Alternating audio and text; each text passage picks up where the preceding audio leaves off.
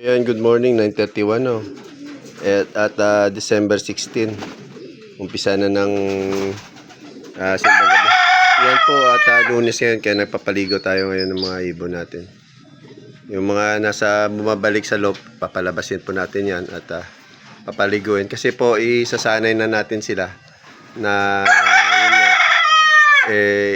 kumbaga is yung programa nila para masanay na rin sila sa mga magiging training nila sa club, dahil yun nga nasa Quezon na po tayo at marami pong nalaga sa atin dahil umpisa po ng ng training. Okay naman po dahil 'di ba nagkarga tayo ng 22, sobrang dami talaga.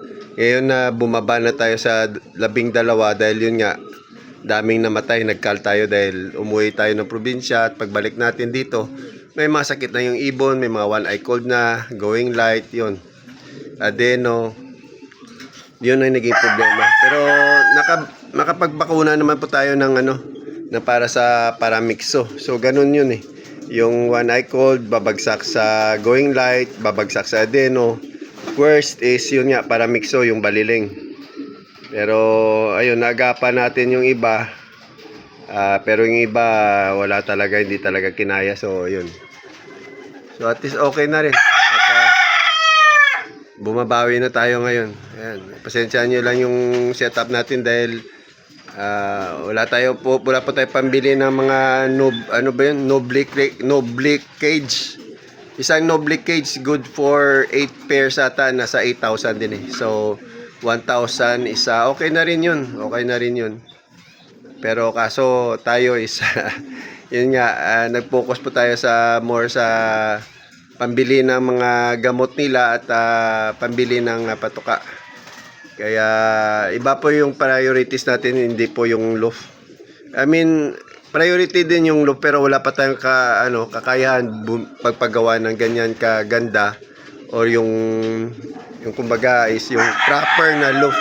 Dahil una pong reason is hindi po sa atin yung bahay na to, nangungupahan lang po tayo.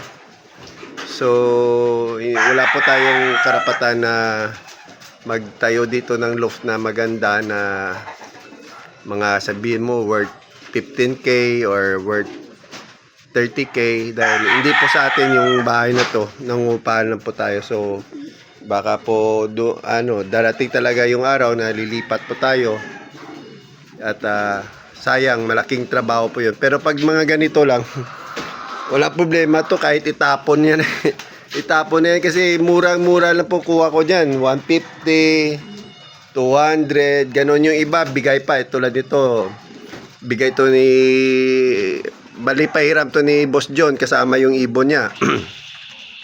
Eto, binili ko to 600. Eto, bakal yan. So sana para sa pusa yan, ginawa ko na ng loob. Yan, mga sobrang kahoy, yun, ganun din, sobrang kahoy. Ang problema po sa recycled na materials na kahoy is madali pong masira dahil tulad nito. Kaya hindi masyado maganda na piliin nyo talaga yung i-recycle nyo kung sakali na matibay at hindi yung marupok or may mga sira. Yan. Okay na po yan. At natutuwa na tayo. Tingnan nyo, wawalis pa tayo pero most of yung mga karamihan sa mga bato wala na. Tapos mamaya pag may time pa tayo, maglilinis na tayo ng mga loaf, yung mga poops nila at poop tray. Yan magwawalis pa tayo. Kanina pa naman tayo gising, mga 7. Kaso yun nga, dami pa tayong inunang gawin. Saing, magluto ng pagkain. Yan, nasunog po natin yung buntot niyan dahil nag-spray po tayo ng Malathion Recta sa buntot noon. Nag-overtake po tayo. Yan yung problema natin dati. Kahit na sino man, lalo na sa mga newbie sa pag-iibon, nag-overtake, lalo na pag derby na.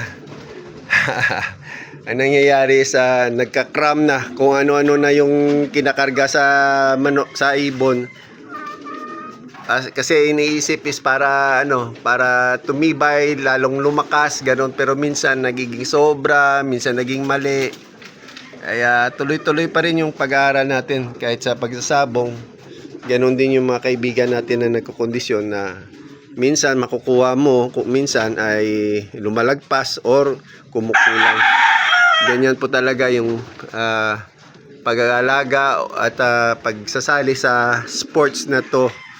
Kasi ang una-una po nating ano is hindi po nagsasalita mga yan. Hindi tulad sa hindi tulad sa tao na pag masakit yung tiyan, sasabihin masakit yung tiyan, so alam mo yung kung anong gagamutin. Ito po mga hayop po mga to, hindi nagsasalita. So kailangan talaga experience. Yung science dito is experience. So okay naman po yan. At basta yung katuwa na ano, yung kumbaga hobby mo, matutuwa ka lang at nagbibigay ligaya sa iyo. Yung sa atin lang isa, yan biglang dumami. Hindi natin na-expect na abot sa ganito karami. Kasi yun nga, may mga nagtiwala sa atin na palagaan yung mga alaga nila. So ngayon medyo may alam na rin tayo kung anong gagawin, kaya yan, stop na muna, hanggang dyan lang yan. At hindi po tayo magpapapisa kung hindi po tayo sasali wala po tayong bibili na ring na isasali sa YB, kasi ganun lang din eh. Pwede naman isali itong mga old bird at yung mga young bird talaga pag naka-club ring lang. Pero yung young bird sasali sa old bird, pwede din yun. Kaso mas may advantage yung mga old bird kasi hindi naman naka-club ring eh. So wala namang purpose na dapat ilaban yung duluan yung mga YB.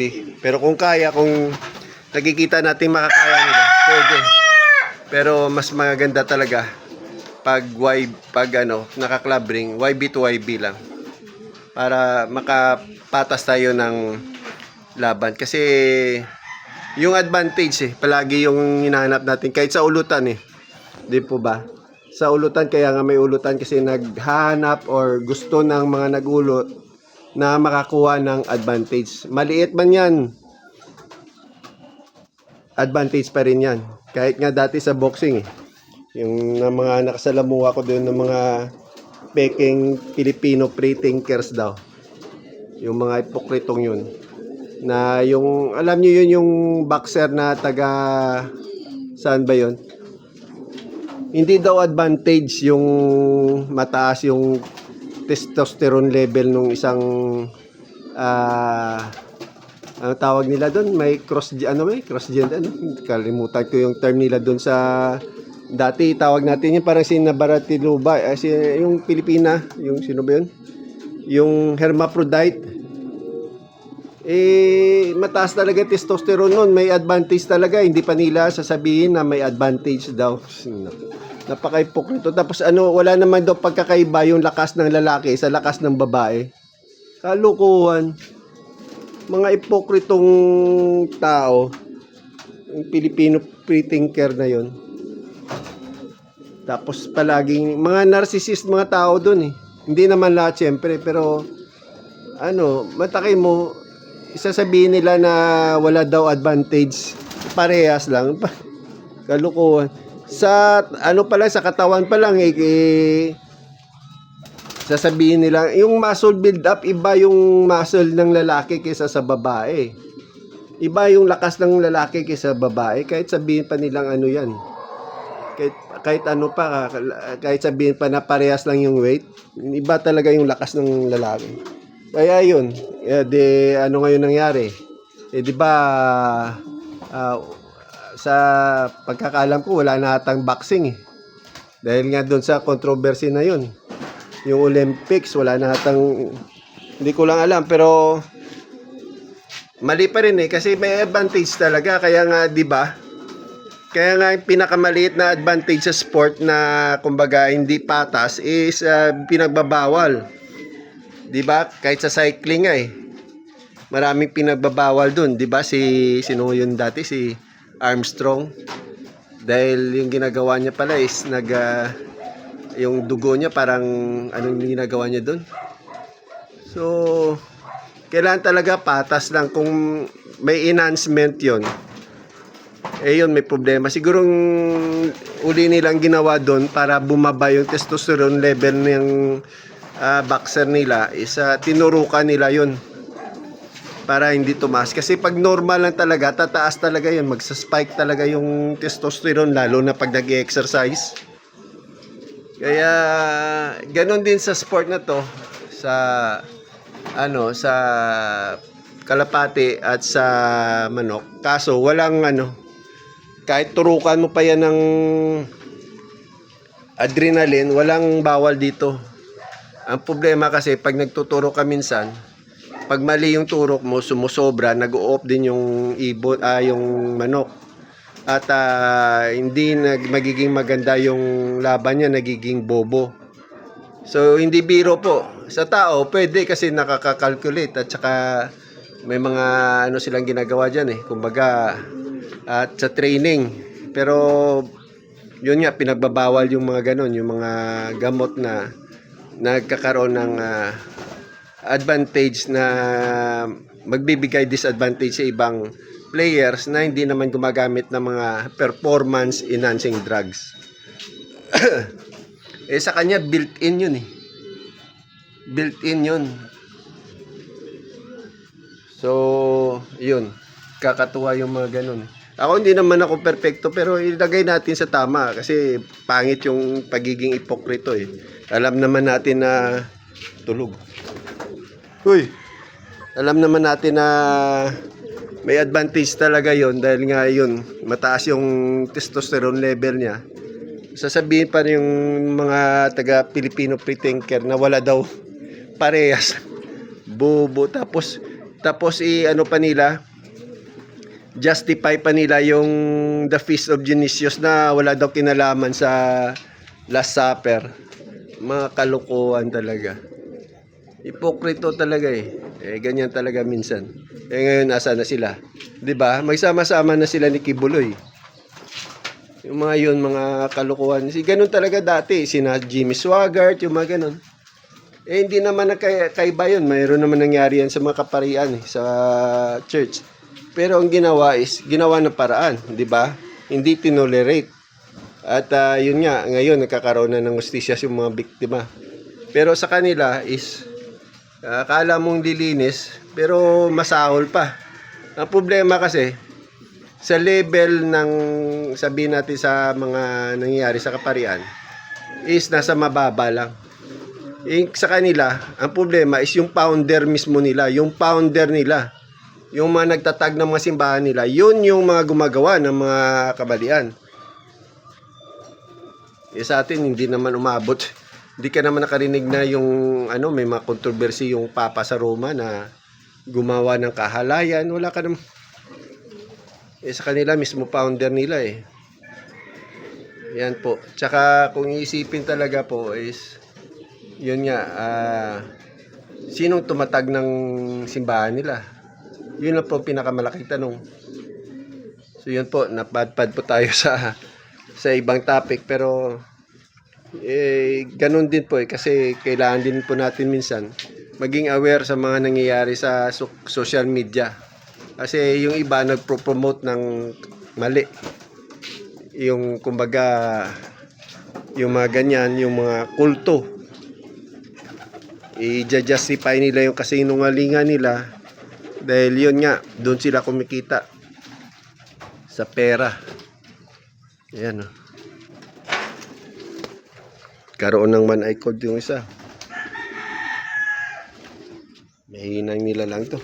Mag-i-injection sana tayo ngayon ng para mixo, pero hold muna. Ayusin muna natin to yung one icon niya. Kahapon pa natin ginamot yan. Yung iba wala naman.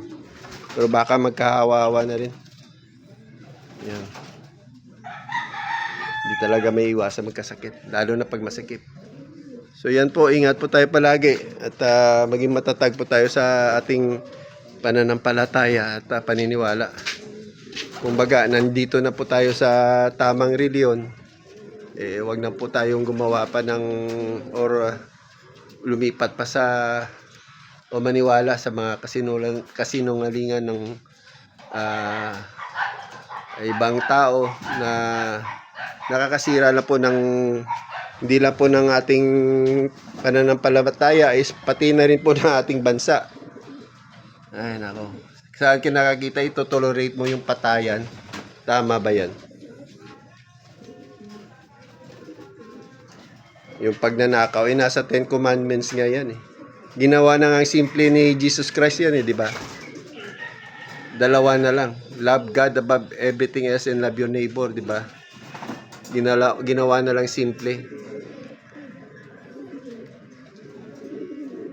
Problema kasi sa ibang walang love and compassion, kundi hatred. Kumbaga puot at pagigiganti. Hindi naman ganyan yung mga Kristiyano eh. Kaya nga meron tayong mga martir eh. Kaya minsan hindi naman pwede lahat maging martir. Mauubos tayo dyan. Kailangan din may mga taong lumalaban sa mga kamalian. Di po ba? So yan po. Pasensya na at Lunes na Lunes is nagsisermon po tayo. Ingat po tayo palagi. Love you guys. God bless. Ciao.